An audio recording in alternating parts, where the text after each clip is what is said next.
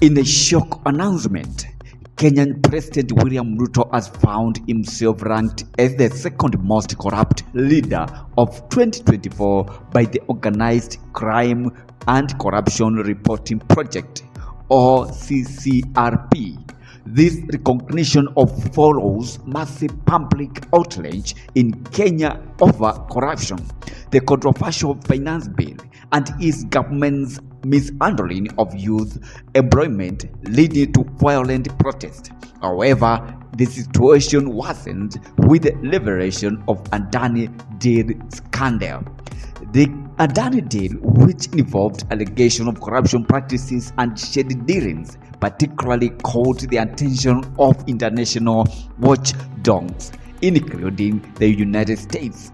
The deal, which favored private interest over public welfare, raised serious questions about the transparency of Ruto's administration.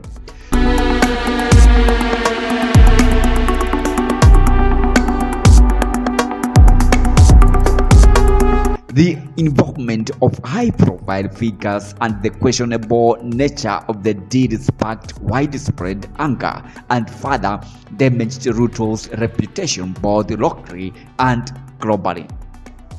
Despite these controversies, Syrian leader Bashar al-Assad ultimately claimed the top spot for OCCRP's Person of the Year due to his involvement in organized crime, drug trafficking, human rights violations, and widespread violence. Assad's regime, financed by illicit activities like the production of Captagon and arms smuggling, inflicted chaos across Syria and neighboring regions. However, Ruto's corruption and mismanagement were still significant enough to land him in the second position. What does this ranking mean for Kenya? It signals a growing dissatisfaction with Ruto's leadership on the world stage. While Kenya did not take the top spot, the fact that the president was nominated by more than 40,000 citizens highlights the deep frustration within the country. The protests, the corruption scandals, and ongoing struggle to address basic economic issues have painted a troubling picture for Kenya's future. The OCCRP report also underscores the broader issue of corruption in Africa leadership, drawing comparison with other autocratic leaders like Teodoro Obiang of Equatorial Guinea. It shows how unchecked power and corrupt practices are not just national problems but global concerns. Kenya is now in the international spotlight, with its president seen as a symbol of the corruption plaguing many African nations. President William Ruto's second place ranking in the OCCRP Person of the Year for corruption and organized crime and underscores the deepening crisis in Kenya. The country faces a critical moment where leaders of reform is urgently needed. The global recognition of Ruto's failing sends a clear message. It is time for change, and the pressure to address corruption and inequality has never been greater. The world is watching, and so are the people of Kenya. 6 years ago, M-PESA ranked Ruto as the most corrupt leader in Kenya. With all these stories on corruption that we've just had and that has been going on over the weeks, is some opinion to be taken on what people think. Deputy President William Ruto is the most corrupt political leader in Kenya.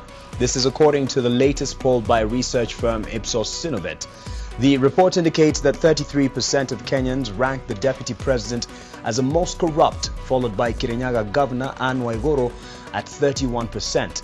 The research was conducted in 45 counties with a representation of about 2,000 households.